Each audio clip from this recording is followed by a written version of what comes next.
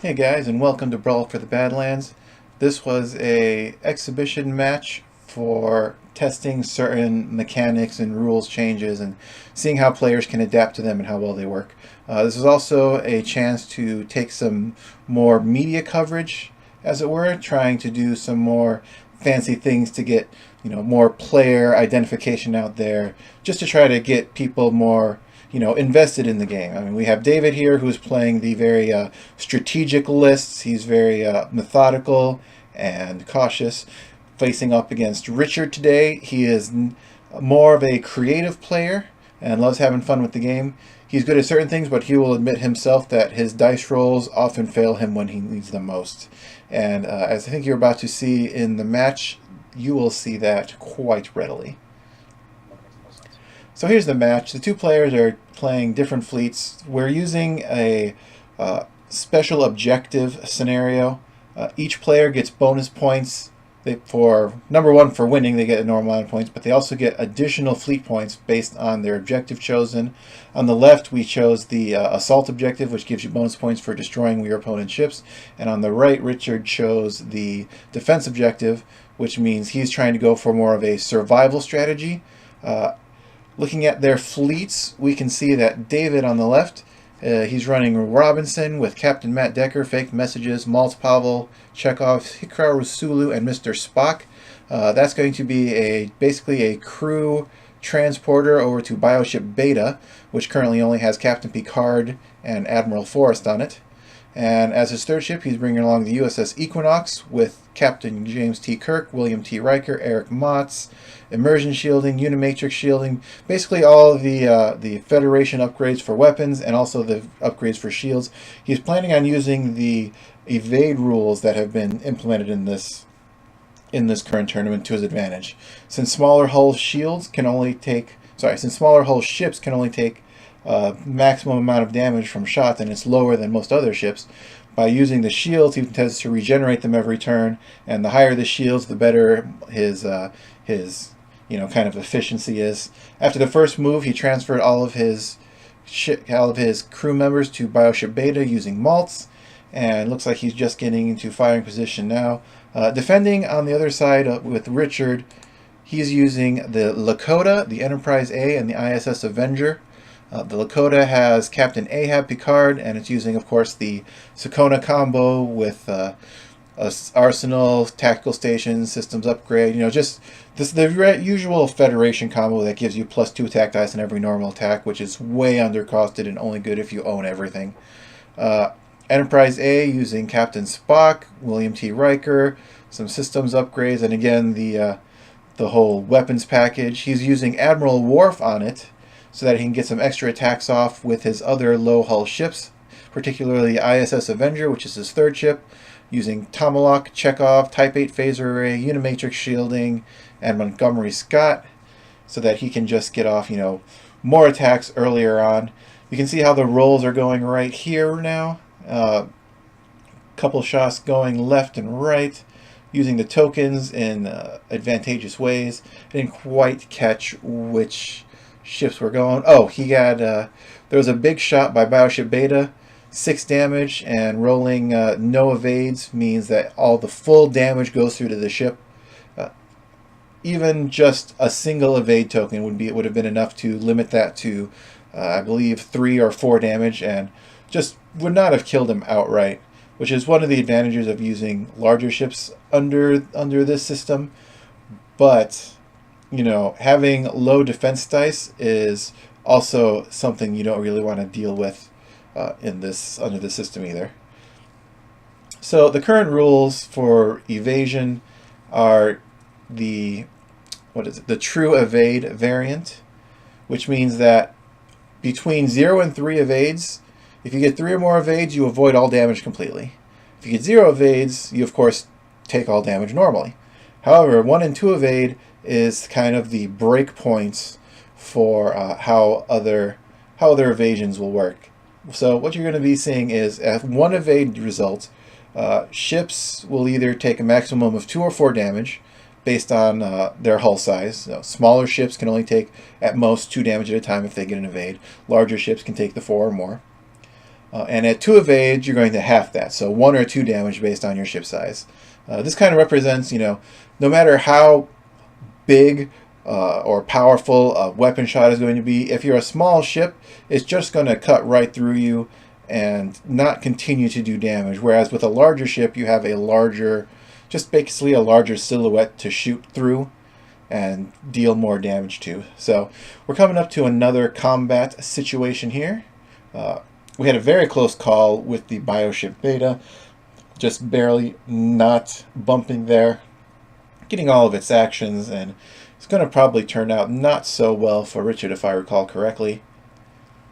We've got some rolls, 2 attack dice, and going in through with 1 evade there, it looks like.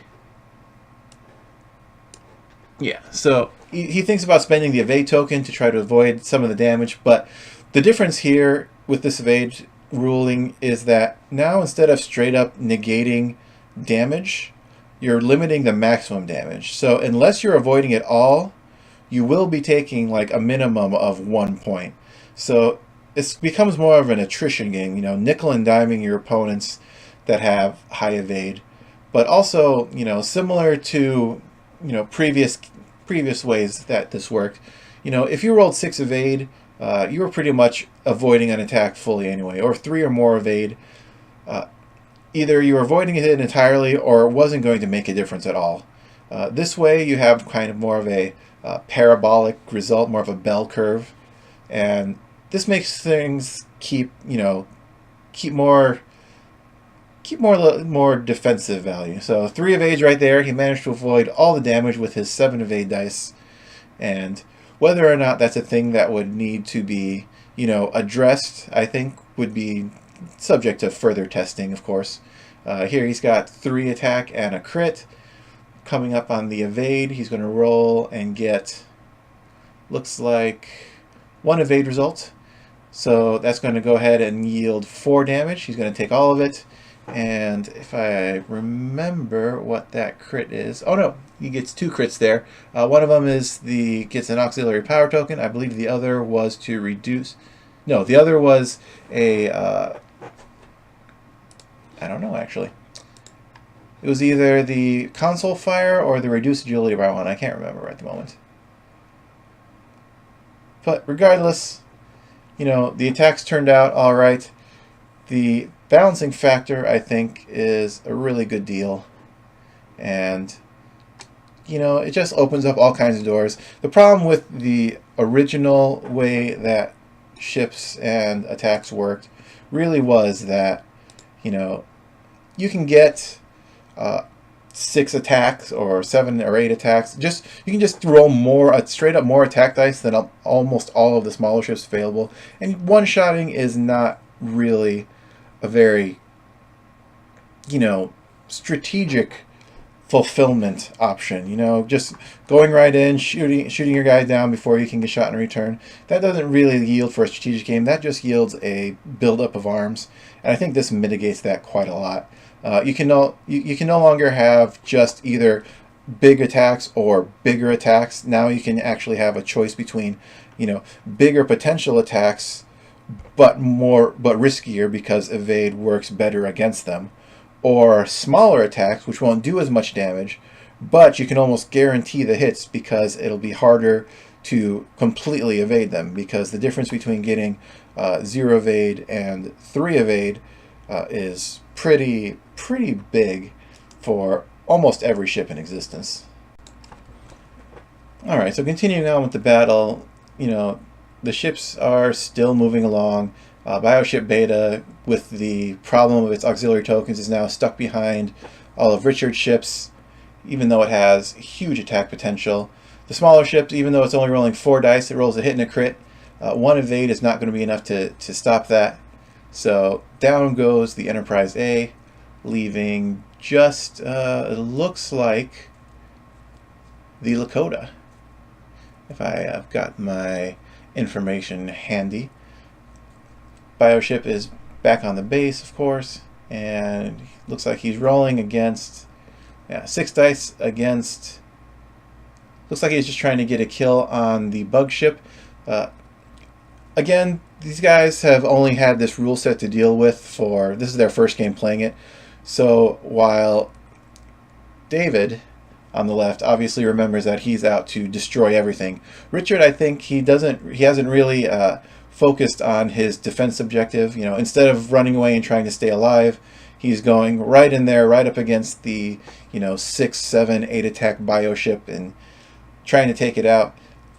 And just continuing to go. He's got the bug, which still has, I believe, yep, he still has Captain Matt Decker on it. So he's just going to be plinking away 1 damage at a time against the Enterprise, or I'm sorry, against the Lakota, which again is a good strategy. You know, if you're looking at the potential of having very high evade ships, which could really avoid all damage at any given time, being able to do that 1 guaranteed damage is a great way to counter that. And I think it yields, you know, quite a nice kind of balance that you can look forward to trying just having different ways to deal with stuff. You know, small ships with high evade using Matt Decker to plink them down real easily, versus, you know, large ships with lower evade where you'd rather have the big attack ships like the bio ship. You know, he has a very balanced fleet here, and I just don't think Richard has enough to deal with it.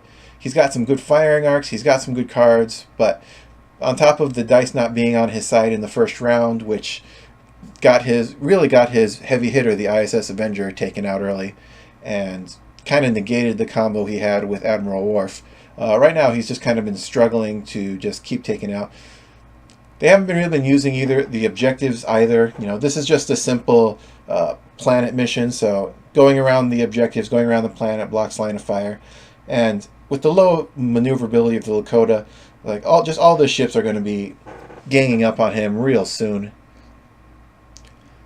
Kind of doing a nice little turnaround. You know, he knows that running away isn't going to give him anything, so I'll give him that. He really wants to see if he can take out Picard. Picard has had some damage on him. He had those 2 crits early in the game, which he regenerated, and you know, he's down to no shields left. So if he could get a really good roll, he could get a whole lot of damage in here. You know, six hits against the Lakota come first, though. Oh, change that. That is 1, 2, 3, 4, 5, 6, 7, 8. That's like 8 hits. It's gonna bring him all the way down to is it 1 hull? I believe it is. Yep. He looks around for any other shots that are going to be coming at him. So now he's moving on to the attack. This is the Lakota versus the bio ship. He's got 1, 2, 3, 4 hits, and bio ship rolled no evade. So he does actually take out the bio ship, which is great, but would be better if he had to use the assault objective instead of the defense objective. While when you choose your objectives, you got to be careful and make sure what's going on. Last but not least, the bug pops up for 1 damage, and finally finishes him off and takes him out. So yeah, good game for both of the guys. We got to see some of the new effects in general going on there, and you know, I really hope that you can start seeing, you know, some of the personality of the players. David was very, you know, straightforward. He had his list. He knew what he wanted to do with it, and he was very, very powerful in getting it up there. Richard did his best, and after round 1, the players both now had a better idea of what to expect, and before going into round 2, they got a chance to redo their decks, their builds, and think of all kinds of new things to go on, and he made a much better showing in round 2. But that is it for this one today. Thank you guys for watching, and have a good flight.